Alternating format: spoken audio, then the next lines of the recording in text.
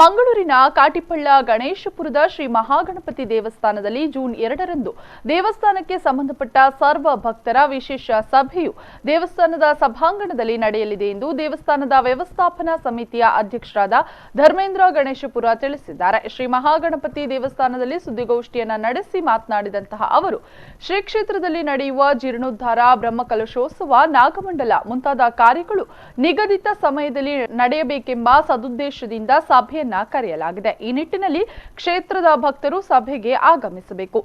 ಇನ್ನು ಶ್ರೀ ಕ್ಷೇತ್ರದಲ್ಲಿ 2003ನೆಯ ಬ್ರಹ್ಮಕಲಶೋತ್ಸವ ಇಸವಿಯಲ್ಲಿ ನಡೆದಿದೆ.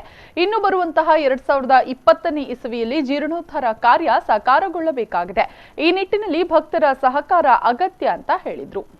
1,60,60,00,000 ರೂಪಾಯಿಗಳ ಈ ವೆಚ್ಚ ಮಾಡಬೇಕಾಗಿದೆ ಜೀರ್ಣೋದ್ಧಾರಕ್ಕೆ. ತದನಂತರ ಬ್ರಹ್ಮಕಲಶ ಮತ್ತು ನಾಗಮಂಡಲ ಸೇವೆಗೆ ಸುಮಾರು 40 ಲಕ್ಷದಿಂದ 60 ಲಕ್ಷ ರೂಪಾಯಿಗಳ ಅವಶ್ಯಕತೆ ಇದೆ. ಎಲ್ಲ ಕಾರ್ಯಕ್ರಮಗಳು ಕೂಡ ಮುಂದಿನ ಕ್ಷೇತ್ರದ ಜಾತ್ರಾ ಮಹೋತ್ಸವ ಅಂದರೆ ಏಪ್ರಿಲ್ ತಿಂಗಳ 2020ನೇ ಇಸವಿಯ ಏಪ್ರಿಲ್ ತಿಂಗಳ ಒಳಗಡೆ ಎಲ್ಲ ಕಾರ್ಯಗಳು ಮುಗಿಬೇಕಾಗಿದೆ. ನಮಗೆ ಜೀರ್ಣೋದ್ಧಾರಕ್ಕೆ 6 ತಿಂಗಳ ಕಾಲಾವಕಾಶ ಇದೆ.